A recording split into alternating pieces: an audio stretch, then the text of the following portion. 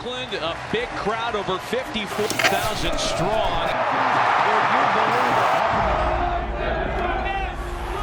They say baseball is a game of failure, but we see it as a game of triumph.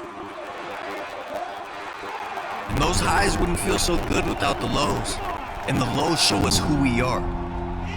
A community that builds memories together, laughing, cheering, crying, connecting with our heroes and our loved ones. We once played in our front yards envisioning the bottom of the ninth. Now we make family out of total strangers at the ballpark. This is what it's all about. And it's way bigger than just the game on the field.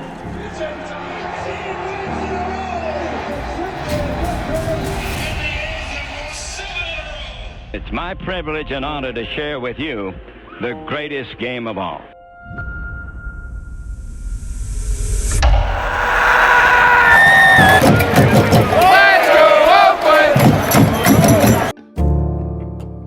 I've literally felt that place shake, and I'm not talking, 89 earthquake Candlestick Park shake. I'm talking the fans are so loud that the whole place is vibrating. It's an amazing feeling. The first game that I attended at the Coliseum when I was 14 years old. And I remember going to games with my grandpa the most and holding that really close to my heart because it's the A's and it's my grandpa. They've been the backdrop of so many fond family memories and walk-off wins and all sorts of things that happened at that building. Attended my first baseball game at the Coliseum in 1982. Going to A's games as a youth, my parents couldn't even speak English well. They would feel welcomed. It was a really fun time growing up being an A's fan. My family were raised as A's fans, and that's what they were doing with me. My mom bought me my first set of season tickets. My first game, 1 or 2 years old, and I remember it was like Looney Tunes Day. I just fell in love with the city of Oakland, the magic of the A's and the people, the diversity of the games are so much fun, just has kept me coming back. 1989, I remember that my mom mentioned that my dad was in Jack London to watch the game. Oakland A's take. That's my first memories of, okay, A's. This is a multi-generational team. It's more than just a game. It's a memory. I go on Twitter and I see this tweet saying the A's have a binding agreement with Las Vegas. It felt like a family member died. It's been a constant in my life. I've met some of the best friends in my life. They're pretty much family. It's civic pride, it's culture, it's revenue, it's jobs. It gives kids a place to spend their summers. My kids are in love with this team. And how can you let kids fall in love with a team and then relocate them? So why are we going to continue to support this franchise when it could all just be taken away? If fans mean that little to them, then why be a fan? It has always been baseball's policy and preference to stay put. I feel sorry for the fans in Oakland. I do not like this outcome. I understand why they feel the way they do. I think that the real question is, what is it that Oakland was prepared to do? There is no Oakland offer. By way of this letter and its attachments, I want to make it clear to you, MLB, the Relocation Committee, and the owners of the other 29 teams, that Oakland very much had a specific and concrete proposal on the table. We had a detailed and mutually agreed upon plan and schedule. And after 2 years of negotiations, we were, I believe, extremely close to finalizing a deal with the current ownership of the A's. First, there most certainly is a site for a stadium in Oakland and detailed plans for that site. Second, it is not accurate statement that there was no offer from Oakland. Oakland has made the A's multiple offers over the last several years. All have been rejected, despite the fact that Oakland's current offer includes more money for both on-site and off-site infrastructure than the A's themselves requested. Had the A's just said, we want 9 acres of Howard Terminal to just build a ballpark, I think it would be done by now. Like, it would be under construction or done by here in 2023. You don't build a stadium based on the club activity alone. The community has to provide support. There is still a deal within reach here if you had an ownership group that wanted to reach that deal. The crowds, the turnout, the support for the team is a huge positive, reinforces my view that Oakland is a major league market. I remember the wild card game 2019. You know that game was obviously sold out. Mount Davis was filled. And you see how quickly the fans have gobbled up every ticket in this ballpark. It's unbelievable. How special is that for you when you see that? We just have a great fan base.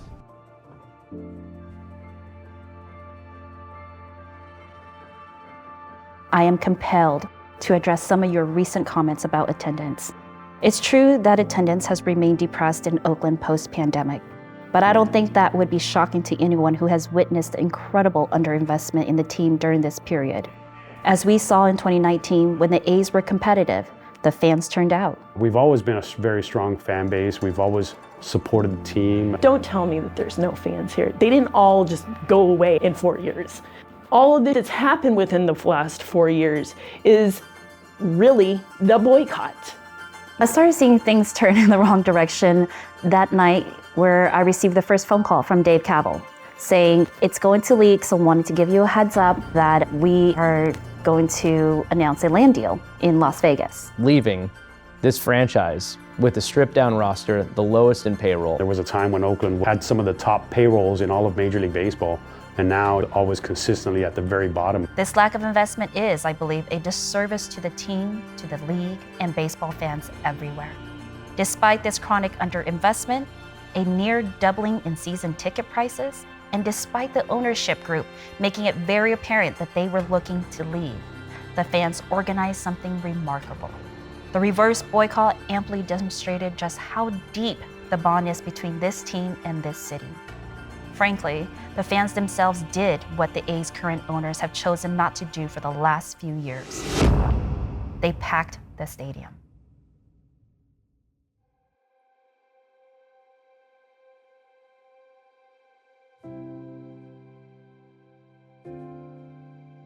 I think Stu Clary said, well, why don't we just fill the Coliseum and just show them that we're actually here? Not going to games, while understandable, feeds the false narrative that the A's fans cannot support the team or will not support the team, somehow don't deserve a team, when I know that's not true. Despite everything the ownership has done to them, with lack of investment, with stripping down the roster, with trading away their best players, with ignoring them, just going away. And on that one night, they made magic. We've been in Oakland for 55 years, so fifth inning. I want for an entire bat, everyone to just stand up, silent, and then we'll do our thing. I was walking through the tunnel to 149 right field bleachers, and it was completely quiet. You just saw people start to stand up. Oh my God, it's working, they're doing this. Every other time I've been in a quiet stadium like that, it was either like a moment of silence because someone died, or like this was a critical play and your team just gave up a home run or something, right? But this was so different. These aren't like paid actor fans who are just showing up for one night. This is what you actually have, and this could be normal. This shouldn't be some special occasion. This should be reality. This could be reality. Silent and now getting very loud at the Coliseum.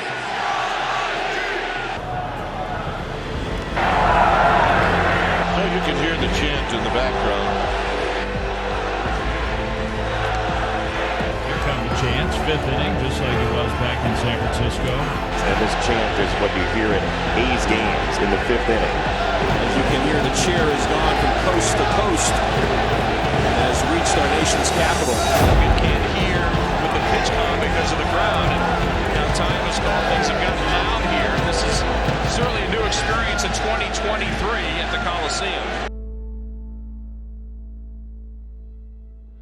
Oakland had done so much to try and make this work.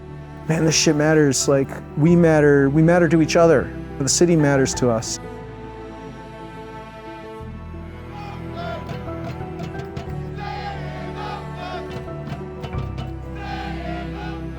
And if the A's remain rooted in Oakland with a committed ownership team, I can promise you, the fans will keep showing up. it will be a positive if anyone votes no. Man, this matters. This matters. Like, it's part of being human.